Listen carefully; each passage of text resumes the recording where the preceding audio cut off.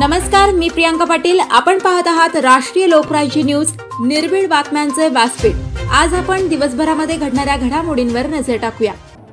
हदगाव तालुक्यातील तहसीलदार सुरेखा नांदे यांची धाडसी कारवाई, रेती उपसा मशीन ट्रॅक्टरसह 30 ब्रास रेती जप्त। हदगाव तालुक्यातील मौजे कोतळा पैनगंगा नदीपात्रातून रेती उपसा यंत्र ट्रॅक्टरसह 30 ब्रास रेती जप्त केल्याची कार्यवाही एकट्या महिला तहसीलदार श्रीमती सुरेखा नांदे यांनी आज दुपारी 12च्या सुमारास केली। या घटनेमुळे तहसील कार्यालयात एकच खळबळ उडाली। याबाबत सविस्तर वृत्त असे की हदगाव शहराच्या उत्तरेकडे पैनगंगा नदी वाहते। अज्ञात काही लोक मशीनद्वारे नदीपात्रातून अवैध रेती काढत असल्याची गोपनीय माहिती तहसीलदार नांदे यांना मिळाली। यावरून क्षणाचाही विलंब न करता त्या घटनास्थळी आपली खाजगी गाडी घेऊन चालकासह त्या पोहोचल्या। तहसीलदार आल्याचे पाहताच मशीन चालक व मजूर फरार झाले। शेतमालक रघुनाथ वानखेडे यांच्या शेतातील स्वराज्य ट्रॅक्टर क्रमांक MH26BQ 9803 रेती उपसा मशीन खोरे यांच्यासह 30 ब्रास रेती जप्त करण्यात आली। ज्या ट्रॅक्टरवर गोपाळराव दिगंबर वानखेडे असे नाव होते। यानंतर सर्व साहित्य जप्त करून तहसील कार्यालयात जमा करण्यात आले असून जप्त करण्यात आलेली रेती शेतमालक रघुनाथ वानखेडे यांच्या ताब्यात देण्यात आली। एकट्या महिला तहसीलदारने घटनास्थळी जाऊन कार्यवाही केल्याची ही पहिलीच वेळ आहे। यामुळे महसूल विभागात एकच खळबळ उडाली असून रेती चोरांचे धाबे दणाणले आहेत। तहसीलदार यांच्या आदेशावरून मंडळ अधिकारी विजय महाजन, तलाठी विश्वजित वडकुते, पोलीस पाटील विजय वानखेडे व पोलीस घटनास्थळी तातडीने दाखल झाले।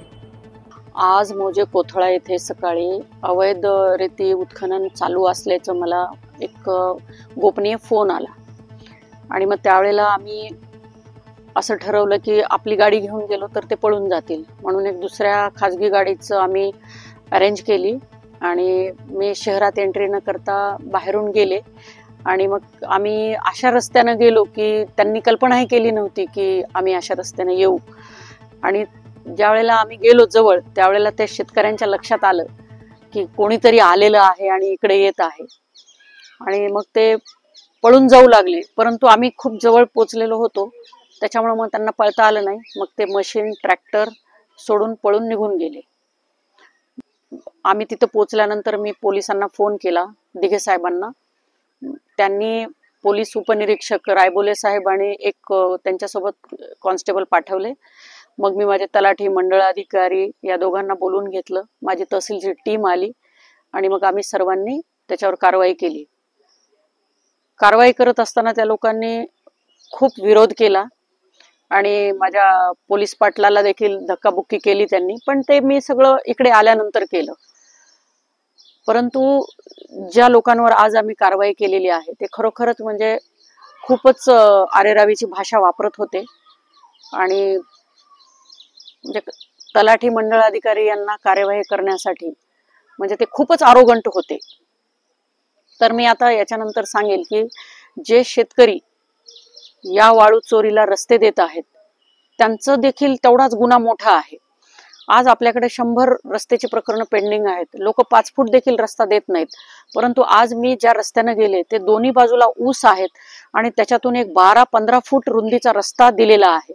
म्हणजे तो रस्ता शोधून काढणं आणि नदीपर्यंत पोहोचणं खूप दिव्य आहे। हो, मागच्या 15 दिवसातच मी स्वतः हरडप्पी येथे गेले होते, तिथे वाळू जप्त केली। त्याच्यानंतर आम्ही बोरगावला वाळू जप्त केली। परवा दिवशी मला उंचाड्यावरून फोन आला, त्या ठिकाणी देखील मी माझे तलाठी मंडळ अधिकारी पाठवले होते आणि मी स्वतःच आता फिरणार आहे। कारण मी तलाठी मंडळ अधिकाऱ्यांना देखील सांगितलेलं आहे की तुम्ही असे वाळू साठे असतील तर ते जप्त करा आणि मी देखील फिरणार आहे। माझ्या निदर्शनाला असे जर वाळू साठे आले तर मी जप्त करणार आहे आणि आजची जी कारवाई केलेली आहे त्यासारख्या कारवाया आता याच्यानंतर वारंवार होत राहतील।